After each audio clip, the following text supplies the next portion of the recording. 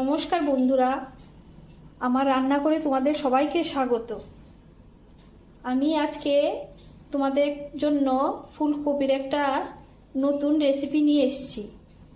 যা এতদিন আমাদের ফুলকপি খেয়ে আর ভালো লাগছে না, এখন একটা নতুনভাবে রান্না তোমাদের দেখিয়ে দিচ্ছি, যেটা তোমাদের খুব ভালো লাগবে খেতে।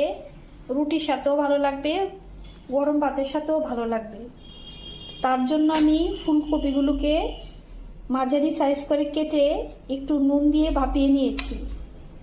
আর এটাতে খুব অল্প উপকরণই লাগবে। আর নিয়েছি আমি এখানে সামান্য একটু 5 ফোড়ন, 2টো শুকনো লঙ্কা, একটা তেজপাতা, 3টা কাঁচা লঙ্কা চিড়ে নিয়েছি। আর লাগবে একটু ধনেপাতা, নুন হলুদ তো লাগবেই। আর লাগবে একটু সামান্য জিরে গুঁড়া, জিরে আর ধনে গুঁড়া, খুবই সামান্য, এটুকুনি, জাস্ট হাফ চামচ, ছোট চামচের জিরে গুঁড়ো। আর লাগবে একটু জিরের থেকেও কম ধনে গুঁড়ো। ব্যাস এটুকুনি দিয়ে আমার রান্নাটা হয়ে যাবে।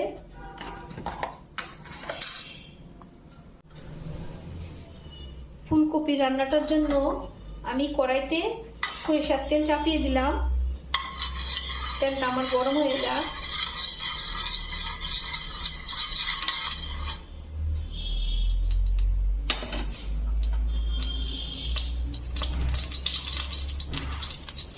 আমি 2টো শুকনো লঙ্কা আর তেজপাতা প্রথমে দিয়ে দেবো।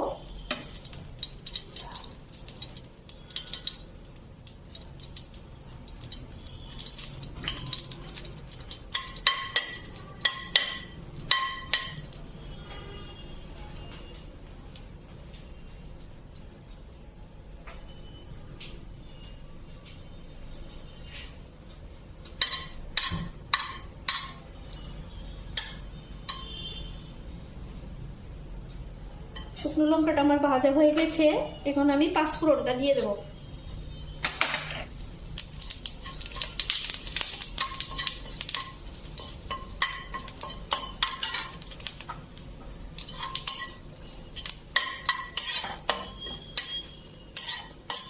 পাঁচফোড়নটা আমার ভাজা হয়ে গেছে, এখন ফুলকপিগুলোকে দিয়ে দেবো।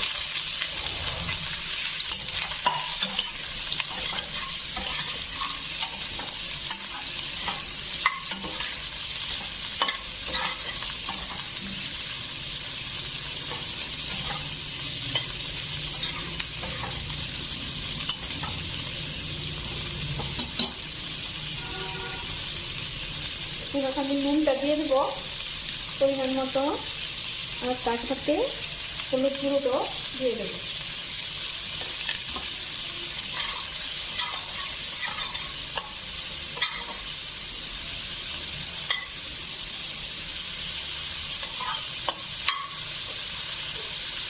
এখন আমি গ্যাসের ফ্লেমটাকে একদম লো করে, যাতে কপিগুলি পুড়ে না যায়, একদম লো করে দিয়ে একটা ঢাকা দিয়ে দেব।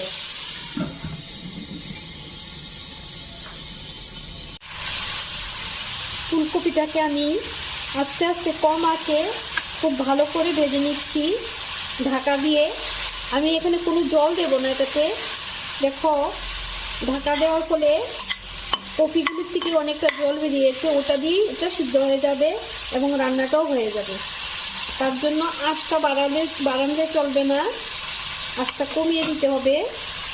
আর আস্তে আস্তে এটা সিদ্ধ হয়ে যাবে। কপিগুলো আমার ভাজা হয়ে গেছে, আর আস্তে আস্তে কপির গায়ের থেকে তেলটা ছেড়ে দিয়েছে, আর কপিটাও আমার সিদ্ধ হয়ে গেছে। এখন আমি জিরে আর ধনে গুঁড়োটা দিয়ে দেব।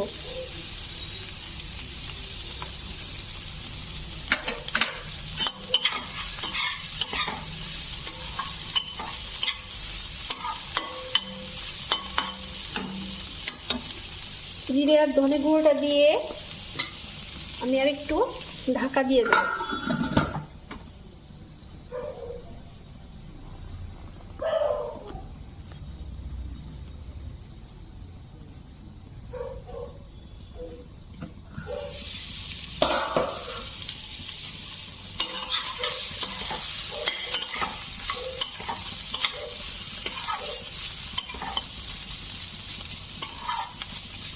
কপি রান্নাটা আমার হয়ে গেছে।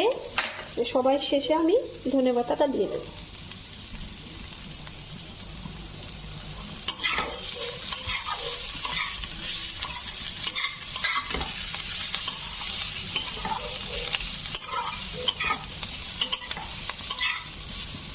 খুবই অল্প মশলা নেই বললেই চলে। এই কপি রান্নাটা আমার কাছে তো খুবই ভালো লাগে, তোমরাও রান্না করে খেয়ে দেখবে, একটু অন্যরকম।